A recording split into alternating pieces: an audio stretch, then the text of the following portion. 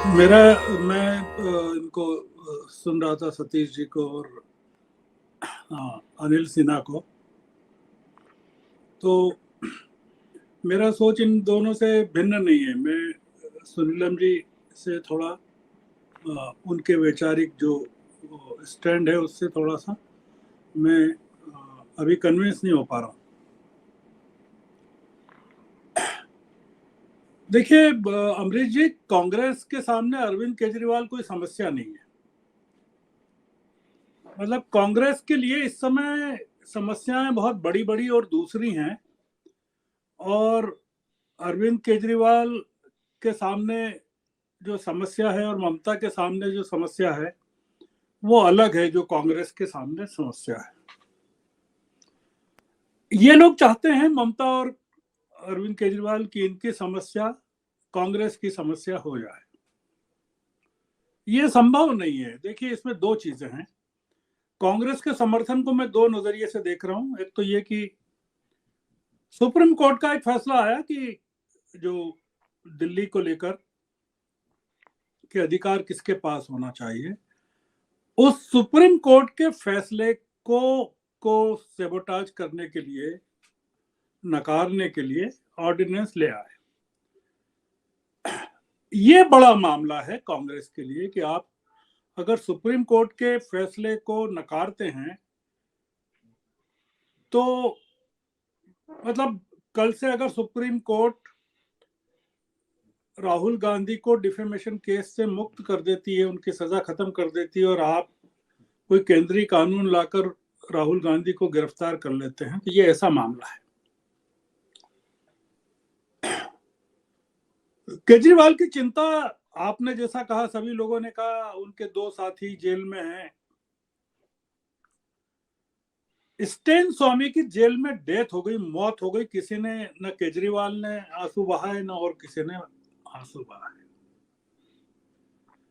ये सरकार अर्बन नक्सल कह के किसी को भी जेल में डाल देती है और मार डालती है, कोई आंसू बहाने वाला नहीं होता है। शरद पवार के दो दो तीन तीन बड़े बड़े लोग जेल में हैं, और जयंत पाटिल को पूछताछ के लिए बुलाया गया है। अरविंद केजरीवाल को भी सीबीआई ने जांच पूछताछ के लिए बुलाया है। मेरा तो ऐसा मानना है कि मनीष सिसोदिया की जगह जेल में अरविंद केजरीवाल को होना चाहिए, क्योंकि मनीष सिसोदिया अपने लिए तो कुछ कर नहीं रहे थे, वो सरकार के लिए कर रहे थे, अरविंद केजरीवाल के लिए कर रहे थे। और चूंकि अरविंद केजरीवाल के पास कोई विभाग ही नहीं है, उन्होंने अपने पास बुद्धिमानी से कोई विभाग नहीं रखा, किसी कागज को देखते नहीं है, किसी कागज पर सिग्नेचर नहीं करते हैं वो। अगर मनीष सिसोदिया सिर्फ ये बोल दें कि मैं तो जो भी कर रहा था वो इनके कहने से कर रहा था, तो आप सोचिए कि क्या स्थिति होगी। रही बात ऑर्डिनेंस की, तो ये राज्यसभा में कब तो आता है, राज्यसभा की कब बैठक होती है, कब पेश किया जाता है, और तब तक क्या स्थितियां बनती हैं, और मान लीजिए कि पास नहीं हुआ, तब आप क्या करेंगे। कई बार ऐसा हुआ है कि राज्यसभा में खारिज हो गया, लोकसभा में पारित हो गया। कई चीजें होती हैं। ये मुद्दा नहीं है। मुद्दा यह है कि आज भी आप अगर वो अरविंद केजरीवाल ने जो कहा प्रेस कॉन्फ्रेंस में, वो इस मुद्दे को गवर्नेंस वर्सेस चीफ मिनिस्टर बनाना चाहते हैं। उन्होंने उदाहरण दिया कि स्टालिन ने उनको चिट्ठी लिखी और बताया कि कैसे कई विधेयक पड़े हुए हैं राज्यपाल के पास। उन्होंने कई लोगों के उदाहरण दिए जहां राज्यपालों से दिक्कत आ रही है। उन्होंने केरल का भी उदाहरण दिया। तो केजरीवाल की मुख्य चिंता यह है कि जो वो कह रहे हैं, देश बचाने को, संविधान बचाने को, हम लोग सच्चे देशभक्त हैं, तमाम चीजें कह रहे हैं। कहना चाहिए। कांग्रेस का नजरिया साफ है, और कांग्रेस के साथ इन्होंने जो व्यवहार किया है, जो विभूति नारायण जी कहकर गए कि सब भूल कर सबको एक हो जाना चाहिए वगैरह वगैरह, मैं जो देख रहा हूं, मैं चीजों को जो समझ रहा हूं उसमें, और न ममता को भूलने की बात है, यानी ममता का जो नजरिया रहा जेपीसी को लेकर जो रहा, या वाइस प्रेसिडेंट के इलेक्शन को रहा, कांग्रेस को हमेशा नीचे दिखाने की, विपक्ष को नीचे दिखाने की बात है। वही अखिलेश की का नजरिया, वही केसीआर का नजरिया है। तो इन तमाम लोगों को मिलके ये जो एक धर्म के लोग हैं, ममता हैं, अरविंद केजरीवाल हैं, अखिलेश हैं, केसीआर हैं, जैसा ये सतीश जी ने भी कहा, इन लोगों को अपना एक तीसरा मोर्चा बना लेना चाहिए, क्योंकि अगर उद्देश्य ये है कि मोदी को कमजोर करना है, बीजेपी को करना है, तो आप कैसे भी करें, उसमें तीसरा मोर्चा बना के कर लीजिए। आप क्यों चाहते हैं कि कांग्रेस आपके साथ खड़ी हो? आपके पास 12-13 सीटें पंजाब की हैं, 7 सीटें दिल्ली की हैं, 42 सीटें बंगाल की हैं, तेलंगाना है, आप लोग बना लीजिए, कोई दिक्कत नहीं है। अगर इन राज्यों में भी अगर भारतीय जनता पार्टी कमजोर होती है तो कुल मिलाकर तो विपक्ष की जीत ही होती है। तो इसलिए मैं इस चीज को, मतलब अजय माकन ने तो बहुत बड़ी चिट्ठी लिखी है और उसमें कई चीजें लिखी है। उन्होंने कहा है कि आजादी के बाद से किसी भी दिल्ली की निर्वाचित सरकार को के अधिकारियों को स्थानांतरित करने के अधिकार प्राप्त नहीं हुए हैं। उन्होंने कई उदाहरण दिए हैं। उन्होंने ये भी कहा कि शीला जी को भी प्राप्त नहीं थे, और जवाहरलाल नेहरू, अंबेडकर, संवैधानिक व्यवस्था, सब राव साहब, सबकी बात उन्होंने कही है। आम आदमी पार्टी के साथ जाने का मतलब है कांग्रेस के कि कांग्रेस अपने आप को तोड़ दे।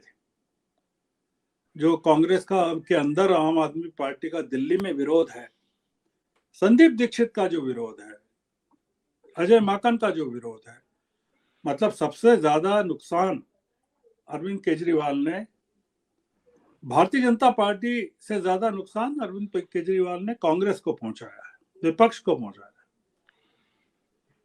और हमारे सामने है उत्तराखंड में कैसे चुनाव लड़े, कैसे गोवा में जाकर लड़े, कैसे गुजरात में लड़े, कैसे कर्नाटक में 200 से ज्यादा उम्मीदवार खड़े किया, हालांकि वो गए नहीं वहां प्रचार के लिए। अब मेरा ये कहना है कि कल से अगर सीबीआई या ईडी या जो भी है वो अरविंद केजरीवाल को गिरफ्तार कर लेती है तो क्या करना चाहिए विपक्ष को?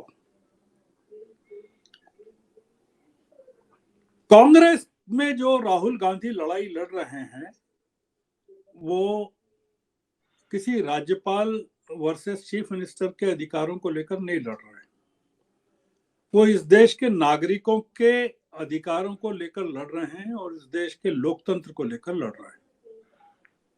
और जो हिंदुत्व है, जिसका ममता भी समर्थन करती है, केजरीवाल भी समर्थन करते हैं, कट्टर हिंदुत्व का। आप बंगाल में देखिएगा अमरीश जी, मुर्शिदाबाद के इलेक्शन की मैं बात नहीं कर रहा हूं।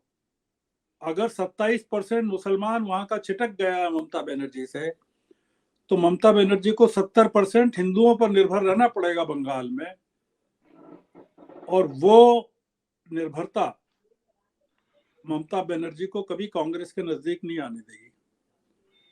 ये लड़ाई तात्कालिक है। इन लोगों को, ममता बनर्जी को एजेंसियों से छुटकारा चाहिए, इनको अपने अधिकार चाहिए। ये इनको कोई मतलब नहीं है कि वो बेंगलोर में नहीं गए, न अखिलेश गए, न ममता गई, न अरविंद केजरीवाल गए, न केसीआर गए, न उद्धव गए। इनका एजेंडा विपक्षी एकता नहीं है, इनका एजेंडा अपने अपने। तो इनको तीसरा मोर्चा बना लेना चाहिए और बनने देना चाहिए क्योंकि अगर ये तीसरा मोर्चा बनाकर भी अगर भारतीय जनता पार्टी को कमजोर करते हैं तो वो विपक्ष की जीत होगी।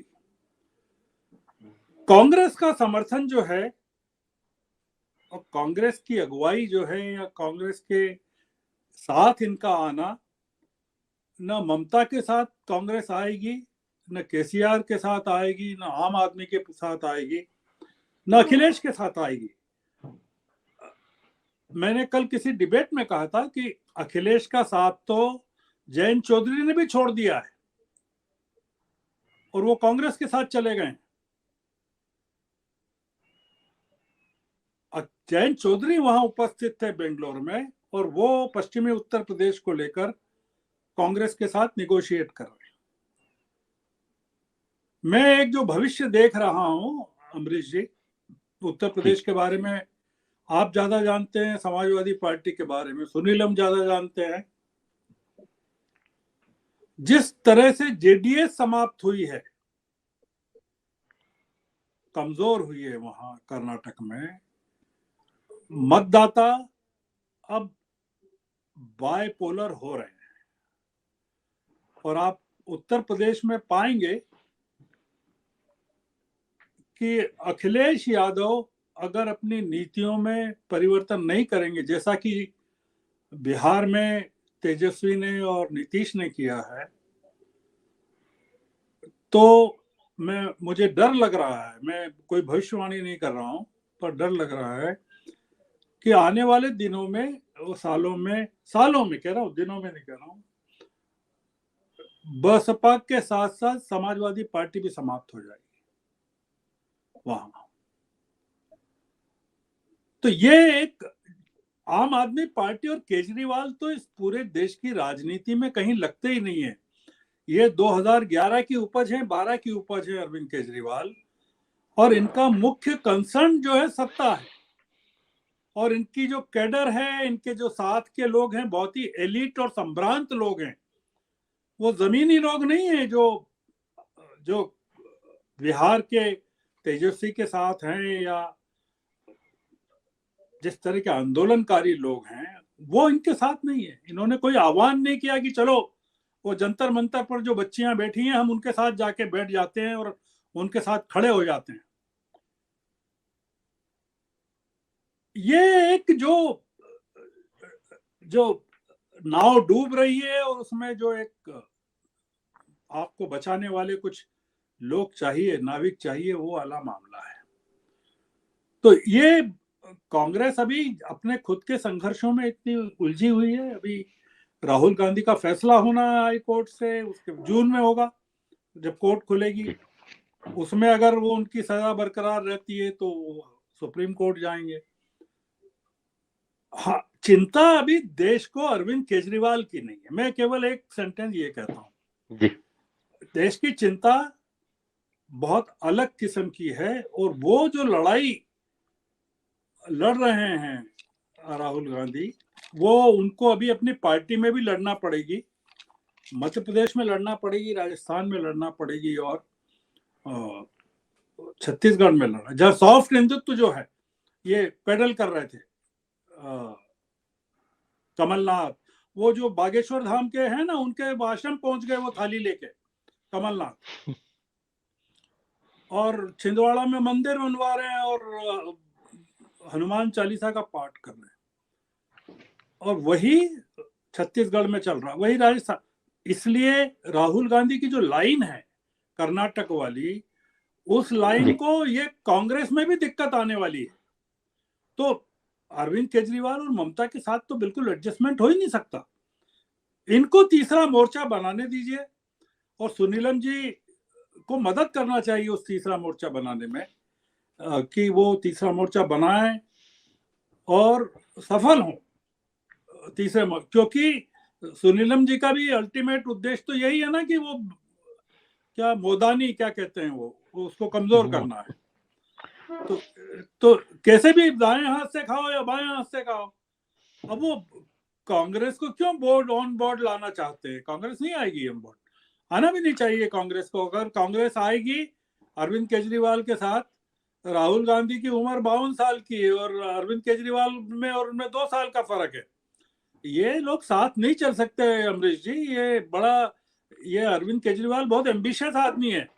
ये घुस गया विपक्ष में तो विपक्ष में दरार डाल देगा क्या, ये विपक्ष को तोड़ देगा पूरी तरह से। हाँ, इसलिए हम लोगों को चिंता नहीं करनी चाहिए। हमको तो इस समय देश की चिंता अरविंद केजरीवाल है ही नहीं। जो आदमी मतलब मनीष सिसोदिया जैसा ईमानदार आदमी जेल जा सकता है, एनजीओ चलाने वाला, और उसके खिलाफ कुछ नहीं मिलता है, फिर भी वो जेल में रहता है। तो ये बहुत, और वो जब एक आदमी जेल में है और दूसरा आदमी भी जेल में है तो तीसरा आदमी अपनी शादियों की तैयारी कर रहा है वो तो इसलिए कोई इस पार्टी पर भरोसा अब दिल्ली के लोगों ने भी करना बंद कर दिया, इसलिए अपन लोगों को भी नहीं करना चाहिए।